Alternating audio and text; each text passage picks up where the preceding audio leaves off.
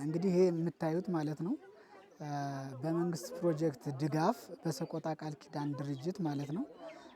በፌዴራል መንግስትና በክልሉ መንግስት በተመሳሳይ በወረዳም በጀት ድጋፍ ማለት ነው ለወረዳችን ለተመደበልን አጠቃላይ የዶሮ መግዣ 1,159,200 የመኖ 687,200 ብር በመመደብ ነፍሰ ጡር ለሚያጠቡና ከ2 ዓመት በታች እንዲሁም የዳዳ የሆኑ አርሶ አደሮች ማለት ነው የስርዓተ ምግብ መጓደል በመሰረታዊነት ለመደገፍ የተደረገ ድጋፍ ነው። ስለዚህ ይሄ የመቀንጨርን መቀጨጭን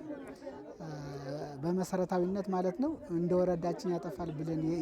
ያሰብነውን ተግባራዊ ለማድረግ ለእናቶች የሚደረግ ድጋፍ